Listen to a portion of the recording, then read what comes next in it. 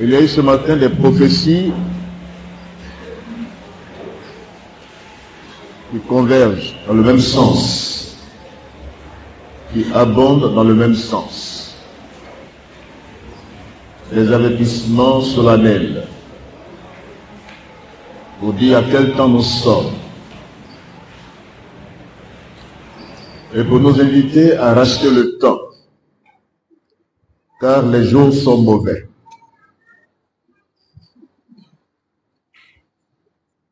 Le Seigneur, même si on étudie la Bible, même si on nous enseigne la parole de Dieu,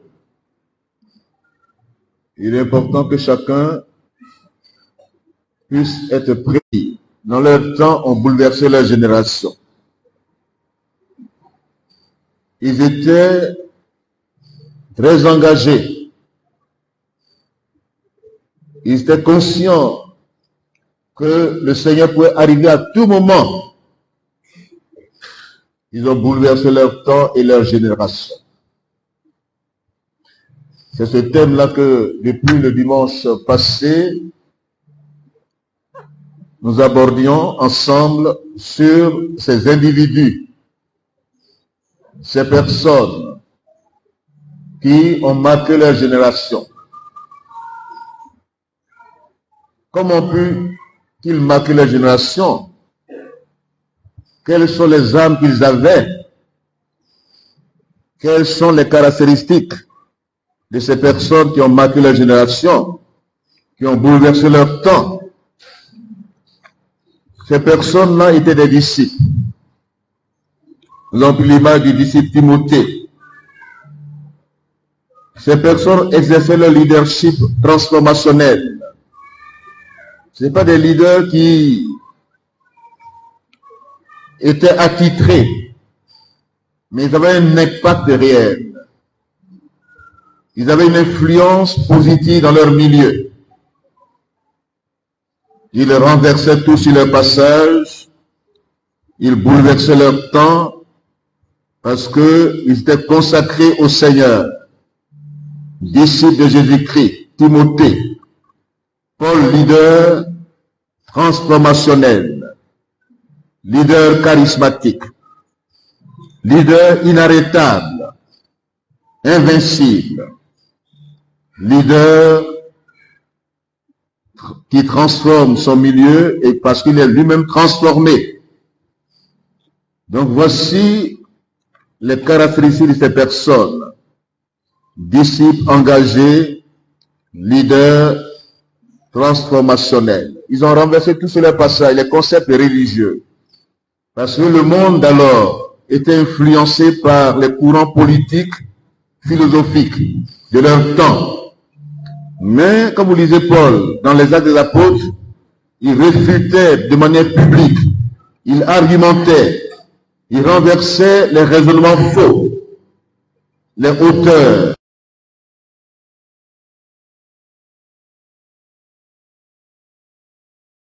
Qu'il prêche, alléluia. Nous vivons notre temps et notre génération. Nous voulons ce matin souligner 5 vérités bibliques qui ont marqué l'église primitive, qui ont fait que cette église était inarrêtable, invincible, elle renversait tout son passage, malgré la persécution, malgré l'opposition, cette église est restée vivante, alléluia, elle est restée puissante. Première vérité biblique. Actes chapitre 4, verset 32, que nous lisons ensemble avec respect. Au fur et à mesure, nous lirons ce matin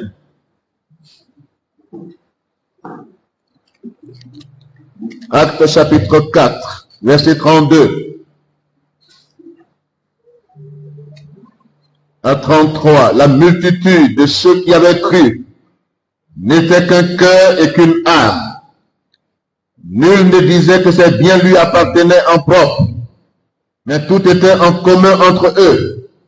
Et les apôtres rendaient avec beaucoup de force témoignage de la résurrection du Seigneur Jésus. Et une grande grâce reposait sur eux tous. Alléluia. Une grande grâce reposait sur eux tous. Chapitre 5, verset 12. Beaucoup de miracles et de prodiges se faisaient au milieu du peuple par les mains des apôtres. Beaucoup de miracles et de prodiges se faisaient au milieu d'eux. Chapitre 19. Pour gagner en temps, nous allons lire chapitre 19.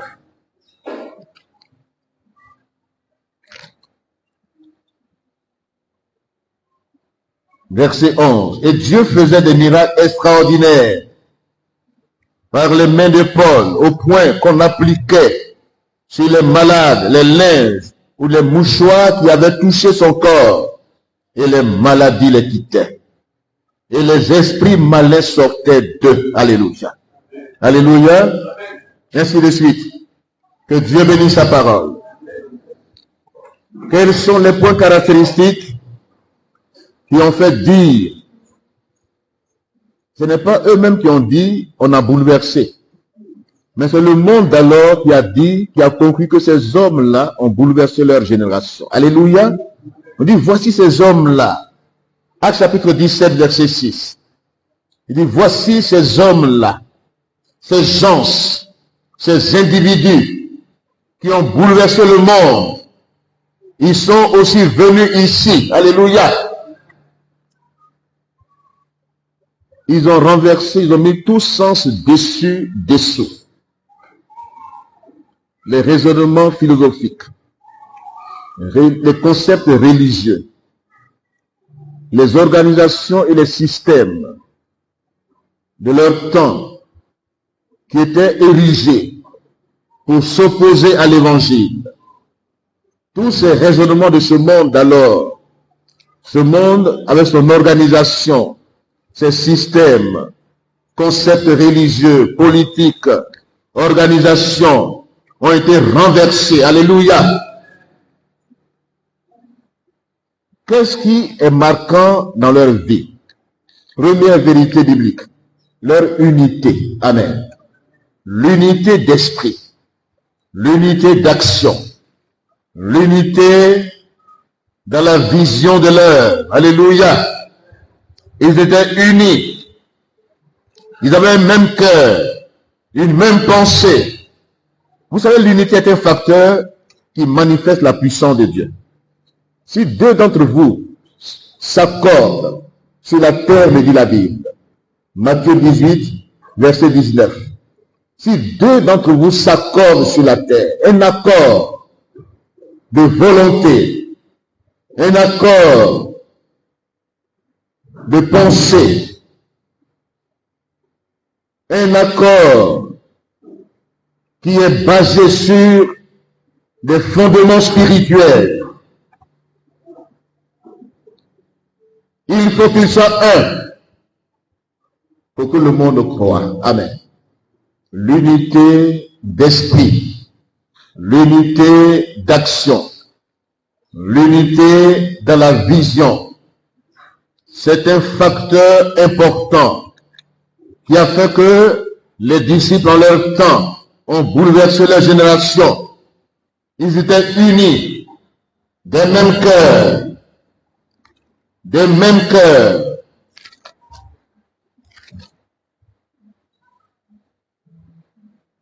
Un accord de volonté.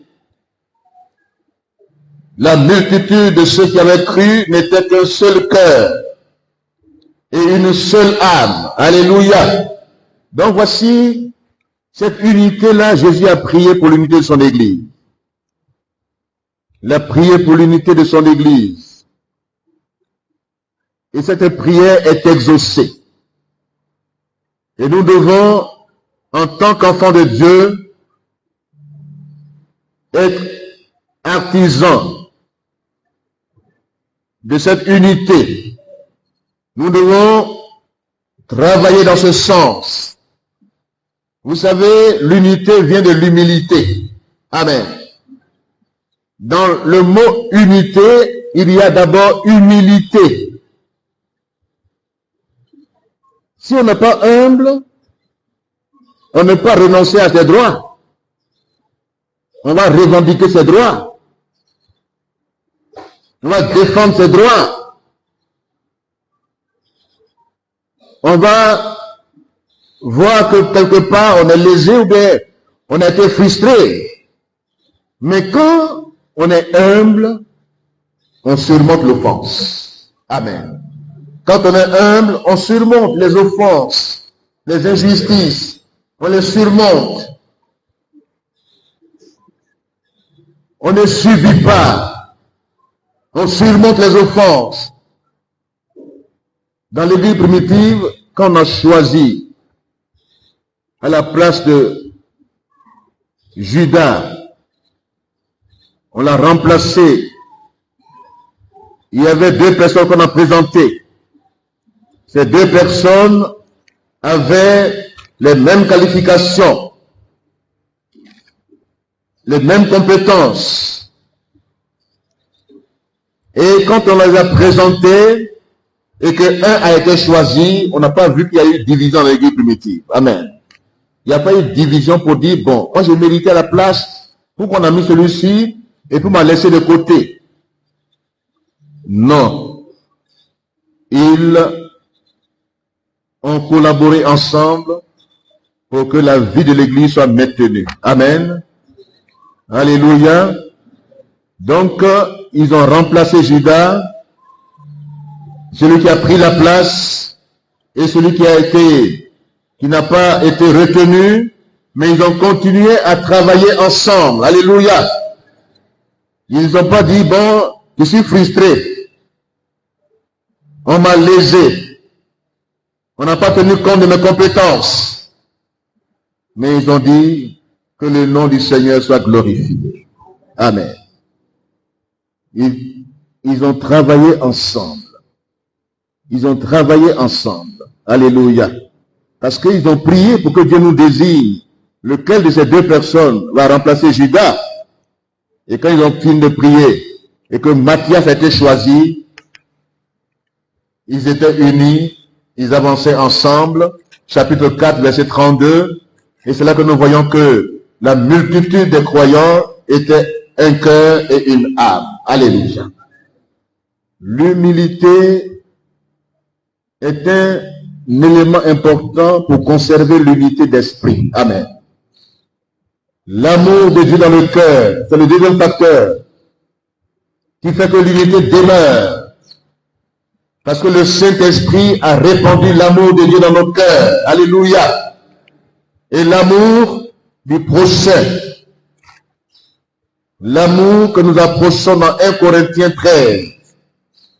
1 Corinthiens 13, versets 4 à 7. Voici les deux éléments qui nous font conserver l'unité d'esprit. L'humilité, le renoncement à ses droits et l'amour de Dieu répandu dans le cœur par le Saint-Esprit. Cet amour qui est approché par l'apôtre Paul dans 1 Corinthiens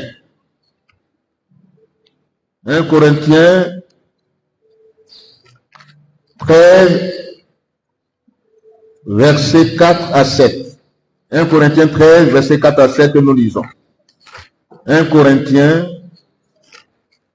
chapitre 13, versets 4 à 7. L'amour est patient. Voyez-vous les qualificatifs, sinon les caractéristiques d'un vrai amour qui vient du cœur de Dieu, c'est la patience. Alléluia. L'amour est patient, il est plein de bonté, l'amour n'est point envieux, l'amour ne se vante point, l'amour ne s'enfle point d'orgueil, il ne fait rien de malhonnête, il ne cherche point son intérêt, il ne s'irrite point, il ne soupçonne point le mal, il ne se réjouit point de l'injustice, mais il se réjouit de la vérité. Il pardonne tout, il croit tout, il espère tout, il supporte tout. L'amour ne périt jamais. Amen. Alléluia. Donc voici ces vérités bibliques qui ont fait de cette église une église qui a triomphé. Une église qui a bouleversé son temps. Ils étaient unis, humbles, ils s'aimaient. Alléluia. Ils vivaient le véritable amour. Il n'y a pas de soupçons parmi eux, il n'y a pas de critiques, il n'y a pas je ne sais pas, il n'y a pas de délétage ou bien de rapport négatif. Il n'y a pas ça parmi eux. Quand tu aimes quelqu'un, tu ne peux pas parler mal de lui derrière lui. Amen. Tu es vrai envers lui. Tu es patient, tu supportes. L'amour ne périt jamais. Amen. Les langues cesseront. Les prophéties disparaîtront. Mais l'amour demeure. Et celui qui est rempli d'amour va demeurer. Alléluia. L'amour qui couvre les fautes. L'amour qui supporte. L'amour qui n'est pas prêt à exposer, à parler des autres de manière négative. C'est ça qui fait qu'on conserve l'unité. L'unité d'esprit est un facteur puissant qui peut bouleverser le monde. Alléluia. Si nous sommes unis, nous pouvons prier et nos prières seront exaucées. Amen. Si deux d'entre vous s'accordent sur la terre pour demander quelque chose en mon nom, je le ferai, dit le Seigneur Jésus-Christ. Ce n'est pas être ensemble seulement qui veut dire qu'on est unis. On peut être ensemble. On peut être uniforme. On peut être conforme. Mais on peut ne pas être unis. L'unité d'esprit est spirituelle. Alléluia. Ce n'est pas le fait d'être ensemble forcément, mais c'est le fait d'avoir la même pensée de Christ en nous. Amen. La même vision, le même cœur qui bat au rythme du cœur de Dieu. Comme Jésus, son humilité doit nous gagner. Amen. L'humilité qui a fait que le Seigneur a renoncé à sa position. Il est descendu dans ce monde. Il a pris une forme humaine. Il a été obéissant à son Père jusqu'à la mort et jusqu'à la mort de la croix. La croix, c'est le symbole du renoncement à ses droits légitimes, à sa position légale et accepter d'accomplir ses devoirs. Que Dieu nous aide ce matin à garder l'unité d'esprit. Amen. Cette unité vient par l'humilité et l'amour de Dieu répandu dans nos cœurs. Amen. Deuxième vérité de cette église primitive, c'est dans la notion du combat spirituel. Leur vie de prière était intensive. Quand ils étaient attaqués, même emprisonnés, quand les forces du mal se liguaient contre eux, la prière était l'arme puissante qu'ils utilisaient. La prière, le combat spirituel. Alléluia. Alléluia. Ils priaient. Ils ont pris la prière comme l'arme puissante pour renverser les forteresses, les oppositions, pour briser les chaînes. Dans Actes chapitre 12, quand Pierre était en prison, l'église ne cessait de prier pour lui. Amen. Parce que Hérode était animé d'un esprit de meurtre. Il a tué Jacques. Il voulait tuer aussi Pierre. Ce qui est arrivé à Jacques n'est pas arrivé à Pierre. Vous savez pourquoi? Parce que l'église ne cessait de prier pour Pierre. Amen. L'église n'a pas prié pour Jacques. L'église a laissé Jacques dans les mains d'Hérode. Mais l'église autour de Pierre, l'église ne cessait de prier pour Pierre. Alléluia. L'église a compris que la notion du combat spirituel, ce n'est pas dans les bavardages, ce n'est pas dans toutes les distractions, mais c'est dans la vie de prière. La prière de combat. La prière d'intercession. La prière qui fait bouger les murs. La prière qui déplace les montagnes. La prière qui brise les chaînes. La prière qui ouvre le ciel. Alléluia. La prière qui dégage les cieux des forces ténébreuses. Qui met hors d'état de nuit les puissances ténébreuses. les esprits méchants, les esprits sanguinaires, qui respirent le meurtre, qui respirent la tuerie. Ces esprits méchants sont liés et paralysés par la prière. Et quand l'Église a prié dans Actes chapitre 4, verset, ça c'est la première prison de Pierre, ils ont été libérés. Et la deuxième prison c'est Actes chapitre 12. Maintenant, Actes chapitre 4, verset 23 à 27, quand l'Église a prié intensement, le lieu où ils étaient rassemblés, le lieu a tremblé parce que la puissance de Dieu est descendue. Que nos prières fassent trembler ce lieu au nom de Jésus. Que les portes s'ouvrent. Que les murs de séparation qui nous séparent de la ville, qui nous séparent de notre milieu, qui nous séparent des incroyants, que ces murs-là tombent. Que ces murs tombent, ces murs d'incrédulité tombent au nom de Jésus-Christ. Que la prière de l'Église fasse en sorte que le ciel soit ouvert, que le ciel soit dégagé, que les prières mettent hors d'état de nuit les forces ténébreuses, les esprits méchants. Notre combat n'est pas contre la chair et le sang, mais contre ces esprits méchants. L'Église primitive a compris la notion du vrai combat spirituel. Alléluia. Donc quand ils allaient dans les villes, dans les villages, dans les lieux, et qu'ils proclamaient l'évangile, ils savaient qu'au-delà des agents humains, ils voyaient la puissance satanique et diabolique, des forteresses sataniques et diaboliques. Et dans leurs prières, ils ébranlaient les forteresses sataniques. Alléluia. Que nos prières voient au-delà des hommes, des agents que Satan peut utiliser, comme les démitrices, comme des personnes qui s'opposent à la parole de Dieu, comme les magiciens, Simon le magicien, comme les gens, mais au-delà, voyons le diable et les puissants des ténèbres, ils sont cachés derrière et lions-les. Et ces hommes seront libérés. Alléluia. Alléluia. L'Église primitive, au-delà des agents humains, voyait la puissance satanique qui est liguée contre l'Église. Comme Jésus a dit, les portes du séjour des morts ne prévaudront point contre l'Église. Jésus voyait les portes du séjour des morts. Il voyait la puissance satanique qui va se liguer contre l'Église. Il a dit, tout ce que vous lirez sur la terre sera lié dans les cieux. Alléluia. Tout ce que vous délirez sur la terre sera délié dans les cieux. L'Église primitive entrait dans un vrai combat spirituel pour détruire les œuvres du diable. Et les portes étaient ouvertes pour que l'évangile pénètre les nations. Amen. Alléluia. Donc voici la deuxième vérité biblique. Cette Église a compris la notion du combat spirituel, du vrai combat.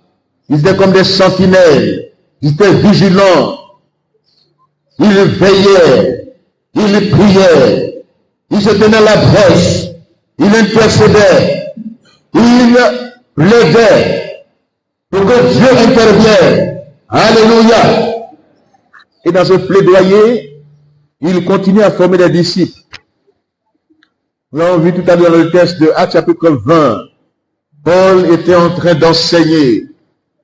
Ça fait partie de la notion du combat spirituel. Parce qu'une des âmes puissantes que nous avons, c'est la parole de Dieu. Alléluia.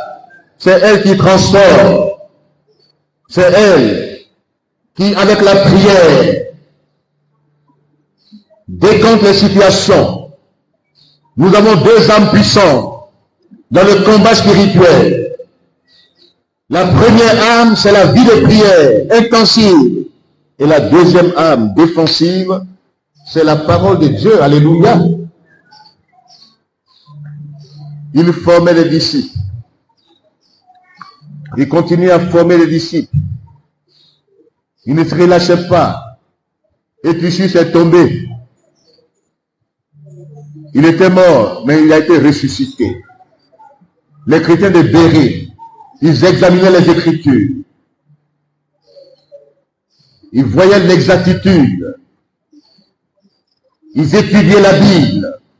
Ils savaient que c'était une âme puissante qu'ils avaient. L'Église d'aujourd'hui, si elle veut bouleverser son temps, non seulement l'âme puissante de la prière, elle doit l'utiliser, mais elle doit aussi avoir l'âme puissante de la parole de Dieu. Amen. Il est écrit que cette âme-là, que chaque chrétien puisse l'utiliser dans un temps de confusion. C'est un combat contre les hérésies, les fausses doctrines, les infiltrations, des faux enseignements. Il faut contrecarrer les faux enseignements par l'enseignement biblique. Quand on dit aux gens venez aux études bibliques le soir, ils voient que c'est une simple formalité, ou bien c'est facultatif. Ce n'est pas important. Mais dans les cercles pernicieux, les gens forment les disciples. Amen.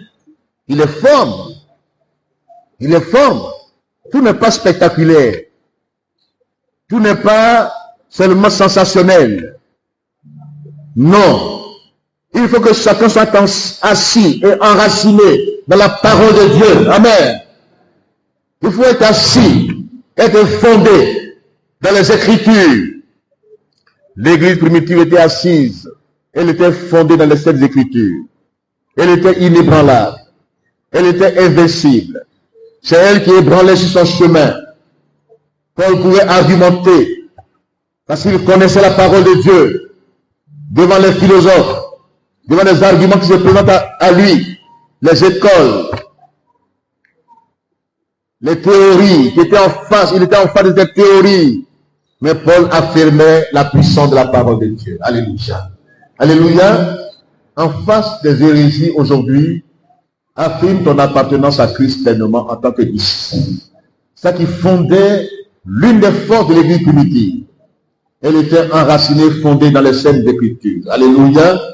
Elle priait beaucoup. Et puis, dans le même élan du combat spirituel, elle rompait le pain chaque dimanche. Chaque premier jour de la semaine, la Sainte Seine, la table du Seigneur était dressée dans cette église primitive. Elle ne jouait pas avec la Sainte Seine. Elle comprenait la puissance de la Sainte Seine. C'est dans le combat spirituel. Cette table est dressée en face de nos ennemis et adversaires. Alléluia. Chaque fois que tu prends la Sainte Seine, sache que tu es en train de combattre. Tu es en train de proclamer la victoire de Christ dans le combat spirituel. Ce qui a fait de cette église qu'elle a bouleversé son temps. Amen. Alléluia. Dans la première vérité biblique, l'unité, il y a des éléments importants. L'humilité, l'amour de Dieu, qui fait qu'on conserve l'unité. Dans la deuxième vérité biblique, dans le combat spirituel, il y a la vie de prière intensive. Il y a l'étude de la parole de Dieu, la connaissance biblique. Et il y a la communion, le repas du Seigneur. Ces trois éléments sont importants pour proclamer notre victoire en Christ. Amen. Alléluia. Troisième vérité qui caractérise cette église primitive, qui a fait qu'elle a bouleversé son temps, ce sont les signes maintenant qui viennent. Les miracles. Alléluia. Les miracles de délivrance, de guérison. Actes chapitre 4, verset 27. Actes chapitre 12, chapitre 16, chapitre 19. À tel point que Paul, quand il est fatigué, il faut essuyer son corps. Ce n'est pas une doctrine, hein? Mais les gens ont compris qu'il était fatigué, il ne pouvait pas se déplacer, il ne pouvait pas être partout à la fois. Donc ils prennent les mouchoirs pour s'assurer là. Quand ils vont imposer les mouchoirs sur le corps des malades, les malades sont guéris. Amen. Ça c'est une démonstration de la puissance de Dieu. Démonstration de puissance dans l'église primitive. Les miracles, les signes, les délivrances extraordinaires, les guérisons, les déblocages, les situations qui font que les gens rendent témoignage de la puissance de Dieu. Les témoins sont venus quitter l'église primitive. On rendait témoignage des miracles de Dieu, des délivrances, des guérisons. Aujourd'hui, qu'on rende témoignage de la puissance de cette communauté. Amen. Alléluia. Est-ce que tu crois au miracle encore dans ta vie? Est-ce que nous croyons au miracle? Alléluia. c'est un facteur de renversement, de bouleversement, de brisement d'incrédulité. Quand les gens voient les signes, ils voient les miracles, ils voient Paul en action, ils ont vu l'église primitive, des miracles extraordinaires, des guérisons extraordinaires, les malades, même les morts ressuscitaient, alléluia. Mais vous voyez la gloire de Dieu. Il ne pouvait que dans leur temps, aujourd'hui, que le Seigneur nous vienne en aide pour que dans cette communauté, les malades soient guéris de manière définitive. Amen. Que les vies soient libérées. Que les vies soient libérées. Que les démons prennent la fuite. Au nom de Jésus. Que les signes, les prodiges nous accompagnent. Au nom de Jésus-Christ. Que la puissance de Dieu soit manifeste. Au nom de Jésus-Christ. Que nous voyons la gloire de Dieu se manifester au milieu de son peuple. Alléluia. Alléluia. Que Dieu confirme sa parole par les signes, les prodiges et les miracles nous accompagnent. Alléluia. Dieu, il n'a pas changé. Jésus n'a pas changé. Il est le même. Hier, aujourd'hui, éternellement. Que les signes nous accompagnent aujourd'hui. Que la foi de Dieu nous habite. Cette foi qui déplace les montagnes. Cette foi agissante. Cette foi qui dit et les choses arrivent. Cette foi qui parle, qui se confesse, qui n'est pas négative, qui commence à la pensée, qui commence à cultiver des pensées qui nourrissent la foi. Alléluia. Tout part de tes pensées. Quand les pensées sont pures, quand les pensées sont vraies, ta foi aussi sera pure et sera vraie. Amen. Et les paroles seront puissantes. Les paroles viennent de nos cœurs, de nos pensées. Quand quelqu'un parle, c'est le fruit de ses pensées. Il parle en fonction des pensées qu'il a nourries. Mais que tes pensées soient nourries par la puissance de la parole de Dieu. Et que tes pensées soient habitées de la foi de Dieu. Alléluia. Et quand tu parles, quand tu dis quelque chose, que cela se réalise. Si quelqu'un dit à cette montagne, ôte-toi de là. S'il ne dit pas dans son cœur, et qu'il croit que ce qu'il dit arrive, il le verra s'accomplir. Alléluia. Alléluia. Donc la foi, ce n'est pas le fait de dire que bon, j'ai trop duré à l'église. Je suis bon. Ce n'est pas ça que Dieu regarde. Dieu regarde à ton cœur, à ta disposition, à ta faculté de réception, à ton obéissance. La foi vient de ce qu'on entend. Et ce qu'on entend vient de la parole du Seigneur. Quand Dieu te dit quelque chose, obéis. Amen. Avance dans l'obéissance. Une foi obéissante. Une foi soumise à l'autorité de Dieu. Cette foi, elle est agissante. Amen. Que les signes nous accompagnent dans cette communauté. Amen. Alléluia. Quatrième vérité biblique qui caractérisait cette église, c'est dans la gestion financière.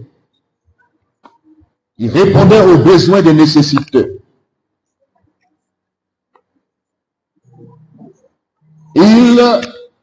Même quand les gens donnent, dans cette église primitive, il n'y avait pas d'indigents. Amen. Mais il n'y avait pas aussi de riches.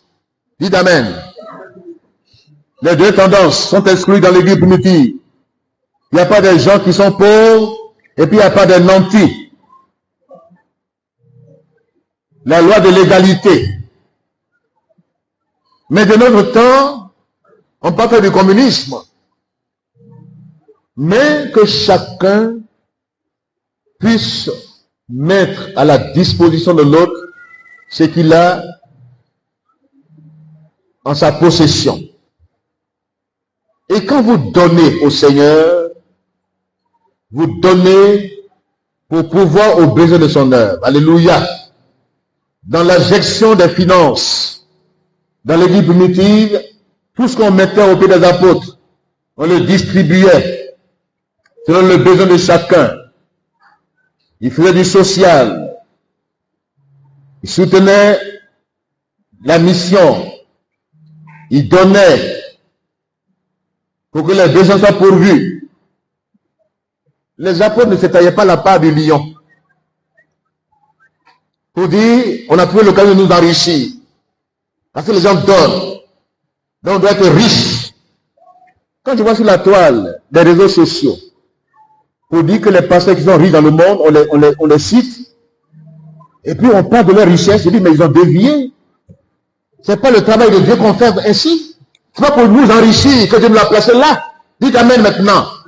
C'est pas pour être riche. C'est pas pour escroquer le peuple. C'est pas pour m'installer maintenant pour dire, voilà, voici mes biens, voici mes réalisations, voici, non. Les apôtres, là, on n'a pas vu quelqu'un, on a mis sur la toile pour dire, voilà, l'apôtre Paul est riche. Il présente la richesse au monde. Tout ce qu'on donnait pour l'avancement de l'œuvre de Dieu, il le mettait dans l'œuvre de Dieu. Alléluia. Ils ne détenaient pas les finances de l'église à leur profit. On dit on a une organisation cotisée. On cotise, quelqu'un bouffe. Il se taille la part du lion. On dit on a une organisation. Mettons l'argent ensemble. Quelqu'un détourne l'argent. C'était pas dans l'église primitive. Il y a une église de la place ici qui donne un bon témoignage. Je vais la citer ce matin. L'église de l'Assemblée de Dieu. J'ai été dans ces jours visiter. Nous sommes en quête d'avoir les chaises. Ils nous ont dit qu'ils prennent ça en Chine. Les chaises de valeur. Et j'ai vu, ils ont des cars. Ils ont leur mutuelle de pasteurs à des véhicules de fonction. Ce qu'ils mettent ensemble, personne ne peut bouffer.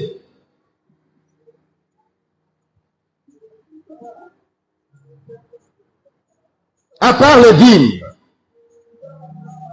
On n'a pas détourné l'argent de l'église. L'église primitive était rigoureuse dans la gestion financière. Et ça qui a fait que Dieu était d'accord, Dieu les bénissait, alléluia. Aujourd'hui, que Dieu nous aide. Si nous voulons maintenir le feu du réveil, la puissance de Dieu, n'abusons pas de la confiance des gens. Ne détournons pas l'argent de l'église. Ne nous taillons pas la part du lion. Pour dire comme j'ai autorité, je pense que je veux. Non. Ce sont des biens communautaires. Ce n'est pas des biens privés. L'église primitive distribuait ce qui entrait selon le besoin de chacun. Amen. Et Dieu était le cœur. Et les gens rendaient témoin de la puissance de la résurrection du Christ. Que Dieu nous donne en aide aujourd'hui. Que les détournements de fonds quittent l'église. Au nom de Jésus-Christ. Que les arnaques, les braquages quittent l'église au nom de Jésus-Christ. Que les abus de confiance quittent l'église au nom de Jésus-Christ. Que la rigueur dans la gestion financière nous habite. Nous tous. Amen. Que la transparence nous habite. Alléluia. L'église primitive était transparente, rigoureuse dans sa gestion financière. Les apôtres n'étaient pas des nantis, des gens maintenant les présentent. Aujourd'hui, quand on dit bon, on va présenter quelqu'un, on dit bon, c'est quelle présentation on fait de sa vie? Son ministère.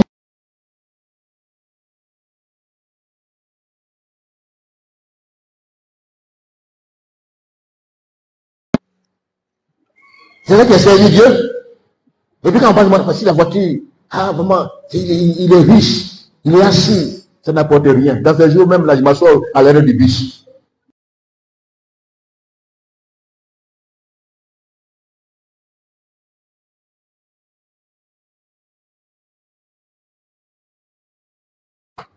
C'est pas ça qui fait le ministère. C'est avoir ses propres.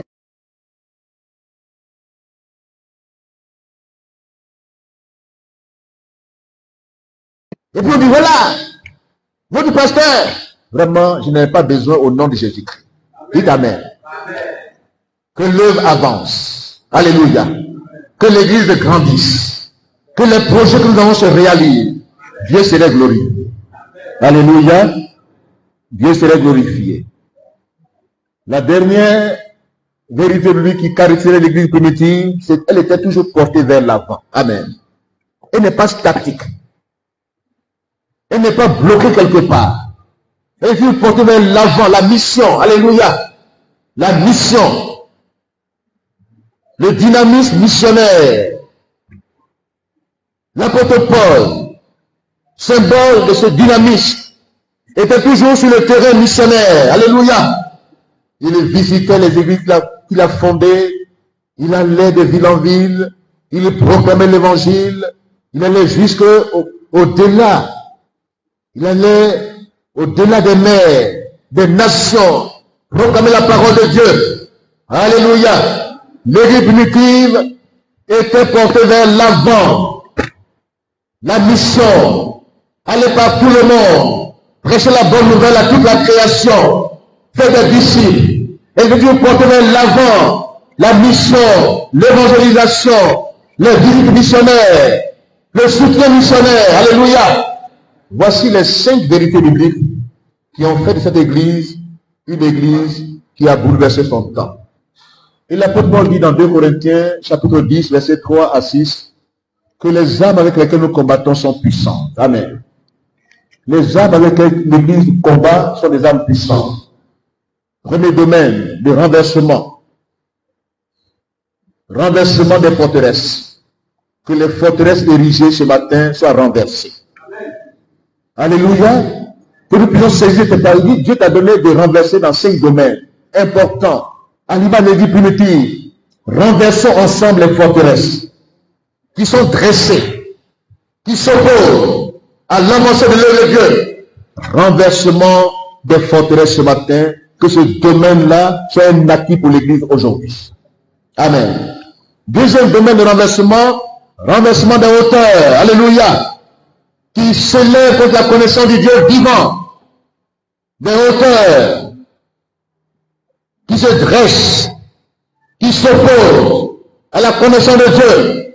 Renversons ces hauteurs. Alléluia. Renversons-les. Troisième domaine, les faux raisonnements. Amen. Les faux raisonnements.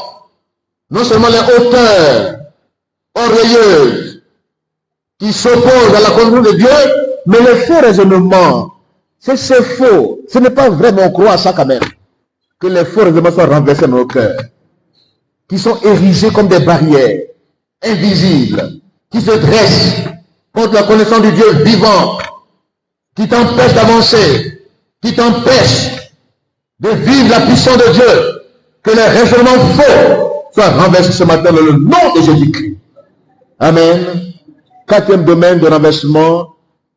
Là, il faut que les pensées soient amenées captives à l'obéissance de Christ. Amen. Les pensées négatives soient amenées captives. Alléluia. Les mauvaises pensées, les pensées qui ne viennent pas de Dieu, qui habitent nos cœurs, que ces pensées soient amenées captives. Alléluia. Alléluia. Et le 5e domaine de renversement, que la désobéissance soit renversée. Dites Amen. Pour que nous obéissions à la parole du Seigneur. Rachetons ce temps aujourd'hui. Restons attachés au Seigneur. Menons notre vie en rêve avec le Seigneur. Servons-le dans la victoire. Que Dieu bénisse sa parole. Amen.